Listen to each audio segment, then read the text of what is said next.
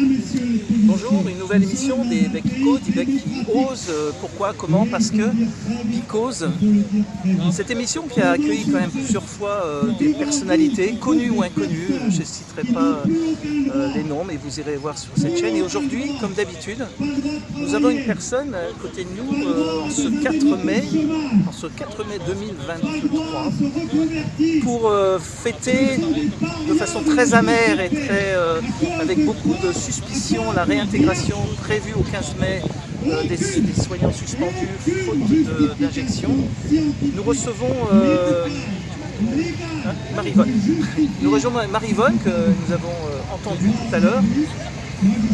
Marie-Vonne, bonjour. Bonjour Philippe. On t'a entendu tout à l'heure parler avec le cœur tétrique. Tout à fait. Et finalement, sans vengeance, avec une colère profonde, mais finalement avec dignité. Moi, c'est ce que je retiendrai sur tes discours. Est-ce que tu peux nous résumer en quelques mots ce que tu as bien voulu nous dire et pour lesquels qui constitue pour nous un vrai témoignage de la vie qui s'est interrompu pour toi le 15 septembre 2021. Ok.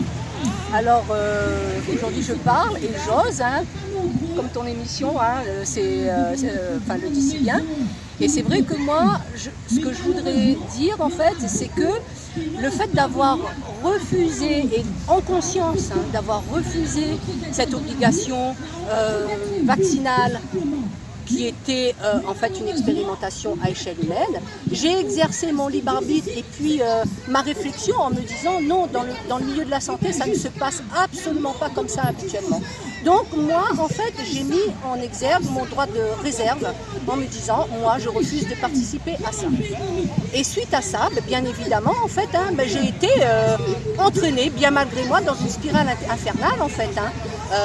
Ça a été un choix délibéré, mesuré, pesé, de refuser cette expérimentation-là. Mais sauf qu'en fait, suite à ça, ça a été vraiment, c'est comme si je m'étais engagée en fait dans une spirale infernale, comme le hamster dans sa roue qui se met en fait dans une roue et qui ne peut plus s'arrêter parce que ça part en roue libre en fait. Alors Marie-Vonne, rappelle-nous ce que tu faisais ce que tu exerçais comme métier. Alors moi qu'est-ce que c'est que cette spirale infernale? J'ai cru comprendre qu'on allait t'obliger à reprendre le travail. Tu es allé en voiture, sauf que tu n'as plus de voiture, tu n'as plus de crédit, tu as dû la vendre. Explique-nous tout ça. Alors, moi déjà, à la base, je suis infirmière. J'ai exercé toute ma carrière en libéral et les dernières années, jusqu'au 15 octobre 2021, j'étais donc libérale remplaçante sur Saint-Pierre, dans le sud. Voilà. Et en fait, pourquoi je parle de spirale infernale et de hamster dans sa roue?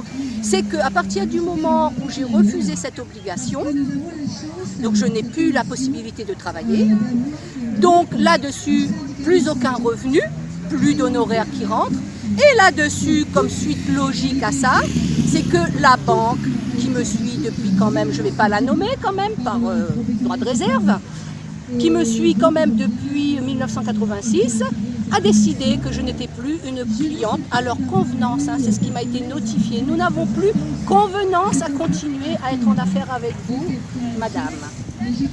Parce qu'ils m'ont bloqué les comptes.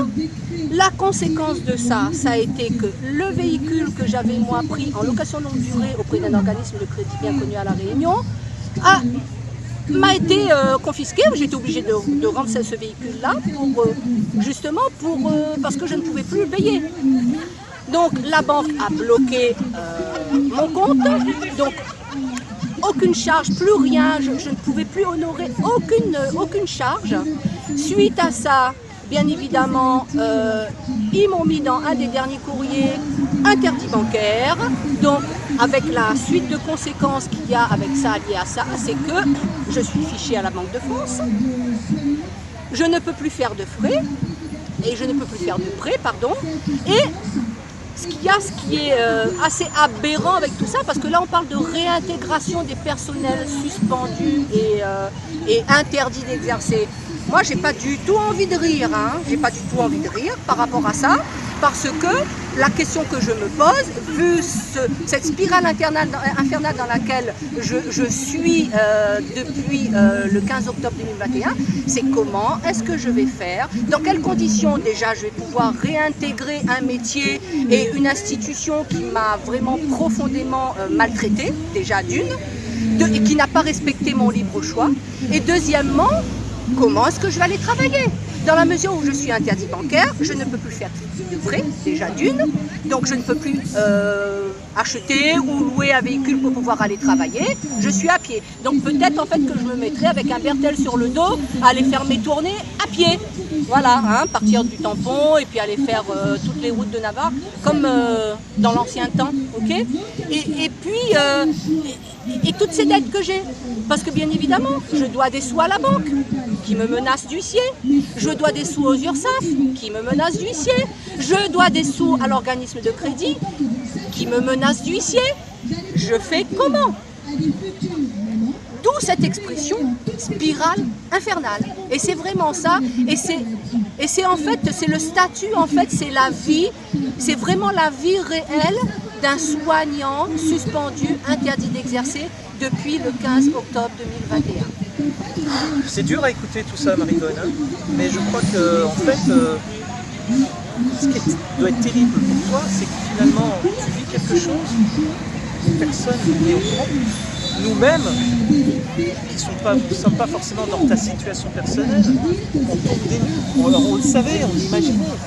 Mais rencontrer quelqu'un comme toi, qui encore une fois pour nous paraissent exceptionnels. Exceptionnels, ce ne sont pas les gens qui sont sur les plateaux de télé. Exceptionnel, c'est que tu tiens depuis 3 ans et que tu vas pouvoir enfin décider du choix ou non de réintégrer officiellement, mais avec un cœur gros comme ça et probablement un cœur qui va te faire gagner toutes les injustices que tu as subies. Donc Marie-Vonne, merci beaucoup pour ce témoignage. Et donc vraiment c'est quelque chose de très poignant et bravo à toi, bonne continuation. Et voilà ce que c'est que les becs osent, les becs qui osent, qui causent pourquoi, comment, qui causent et nous allons retrouver d'autres soignants au fil du temps. Alors c'est pas une chaîne très productive, vous l'avez vu, mais parce que tout cela demande du temps. Mais voilà, faut savoir que vous avez les gens qui sont derrière, devant la télé et derrière vos postes. Et puis tout un tas de gens qu'on ne voit jamais, les personnes de l'ombre. Et c'est ces personnes de l'ombre qui finalement vont redonner de la lumière à tout le monde, cette humanité qui est en train de se construire, qu'ils le veuillent ou pas, les gens de la haute société, qu'ils le veuillent ou pas, la lumière va gagner. Merci encore Marie-Vonne, merci à tous pour votre écoute et à un prochain épisode. À bientôt, au revoir.